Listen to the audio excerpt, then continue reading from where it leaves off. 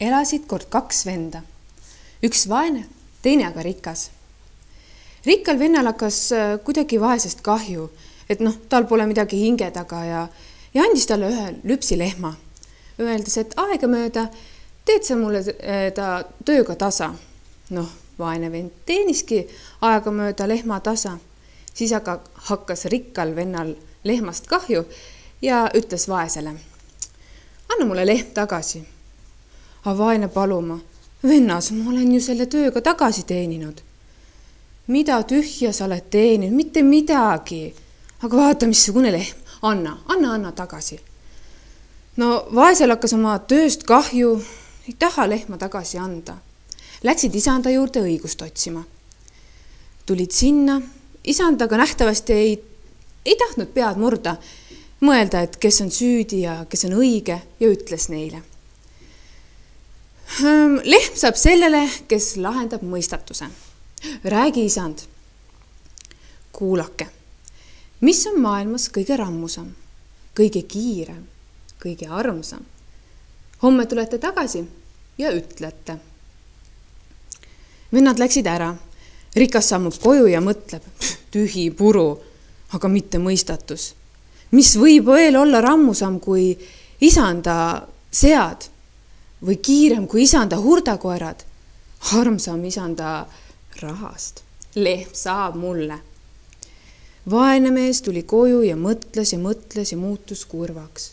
Aga tal oli tütar Maša ja see küsis, miks sa taadiki kurvaks oled jäänud? Mis isand ütles? Isand andis niisuguse mõistatuse, mis võib lihtsalt pea lõhki mõelda. Aga mis mõistatus see oli, taat? Näe, niisugune. Mis on maailmas kõige rammusam? Mis on maailmas kõige kiirem? Mis on maailmas kõige armsam? Taat. Kõige rammusam on emake maa. Ta söödab ja joodab kõiki ja neelab ise kõik ära. Kõige kiirem on mõte. Mõttega lendad, kuhu tahad. Aga kõige armsam on uni. Kui hea inimesel ka poleks, jätab ta siiski kõik, et uinuda. Kas tõesti, lausub isa? Jaa, sul on õigus. Nii ma isandale ütlengi.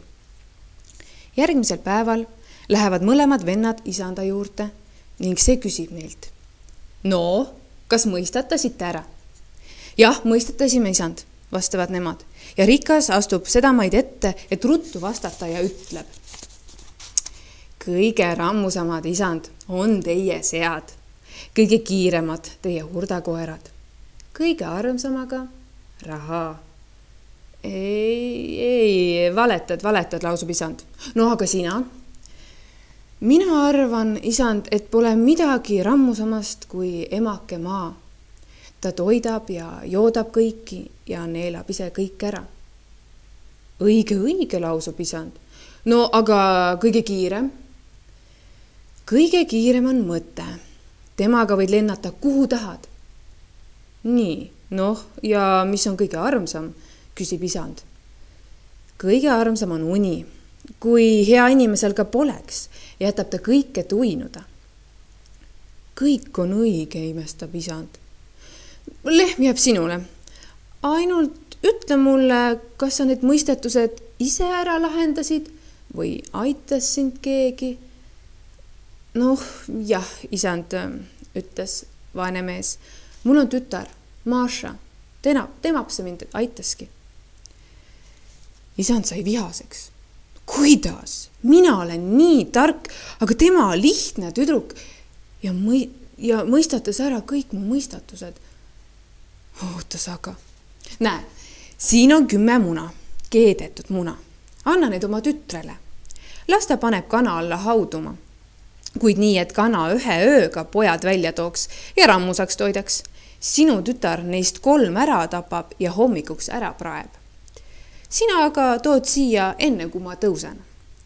Mina jään ootama. Aga kui ta seda ei tee, läheb tal halvasti.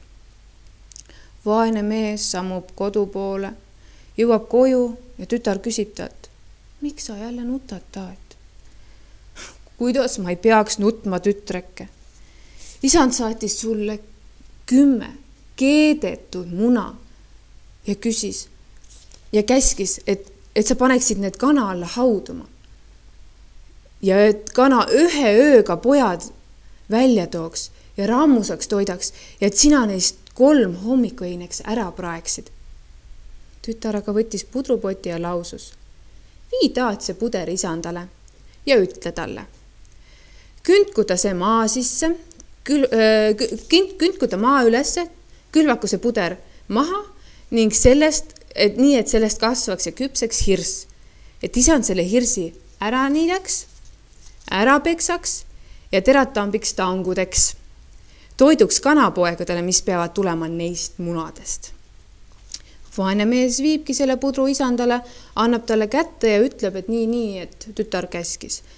Isand vaatas ja vaatas seda putru ja heitis viimaks koertele. Ja leidis siis kuskilt linavarre, andis selle vaesele mehele ja lausus. Vii see lina tütrele. Las ta leotab selle ära, kuivatab, lõugutab, ketrab lõngaks, koob sellest 100 küünart riiet. Kui ta seda ei tee, läheb tal halvasti. Vaene mees astub kodu poole, nutab jälle. Tütar tuleb talle vastu ja küsib, miks sa nutad, taadikene? Kuula ometi, mis on. Isand saatis selle linavarre ja käskis, et sa selle ära leotaksid, kuivataksid, lõugutaksid, lõngaks ketraksid ja kooksid sellest 100 küünart riiet. Maša võttis noa, läks ja lõikas peenikese puuoksa ja andis isa kätte ning ütles. Vii taatse isandale, las ta teeb mulle sellest puust linarapsi ja soa ja koonlalaua, mille peal ma saaksin seda lina kedrata. Vaene mees toob oksa isandale ja ütleb, mida tütar sellest teha käskis. Isand vaatab ja vaatab, võtab selle oksa ning viskab minema.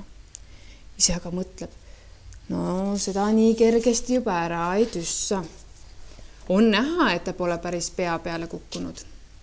Mõtles siis ja mõtles ning ütles vaesele mehele. Mine ütlema tütrele, et las ta tuleb siia, mulle külla. Aga nõnda, et ta ei kõnniks ega sõidaks, poleks jalanõudes ega paljajalu. Ei tuleks kingitusega, aga ka mitte ilma kingituseta. Kui ta aga seda ei tee, läheb talle halvasti. Isand sammub nuttes tagasi, tuleb koju ja ütleb tütrele.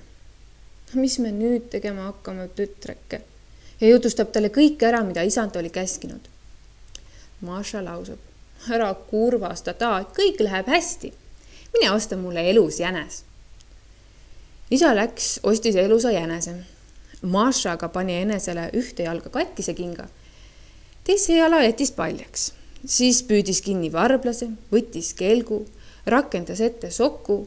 Jänese võttis kaenlasse varblase pihku, ühe jala pani kelgu peale, teisega aga astus mööda teed. Üht jalga vedas sokk, teine aga kõndis. Jõudis seda viisi issanda õue ja see nägi, et ta tuleb ja hüüdis oma teenritele, laske koerad lahti. Ja need ajasidki koerad talle kallale. Tema aga laskis lahti jänese ja koerad tormasid jänest püüdma, jätsid neiu sinna paika.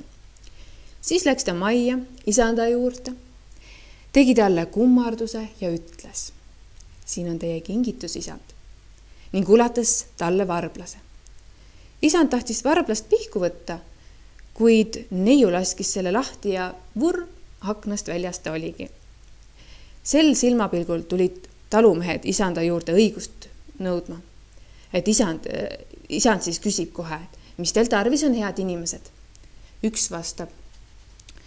Lugu on nii, isand, et me kahekesi ööbisime väljal, ärkasime hommikul ja nägime, et minu mära on varsa toonud.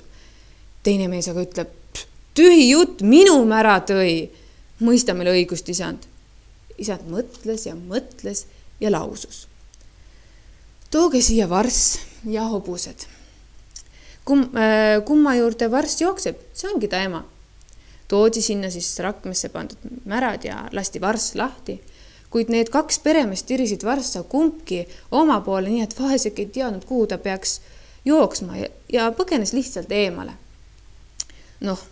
kõik kaotasid peha, no mida teha, kuidas otsustada? Maša aga ütles, te siduge vars kinni, märad aga rakendage lahti ja laske neil vabalt minna. Kumb läheb varsa juurde, see ongi ta ema. Nõnda tehtigi. Hobused rakendati lahti, vars jooti kinni ja üks mära jooksis selle juurde, teine aga seisis paigal. Noh, nii nägi isand, kui tark on neiu, et teda kuidagi üle ei trumpa. Ning nii ta siis laskiski ta rahulikult minema. Ilusat detsembrikuud Tartu!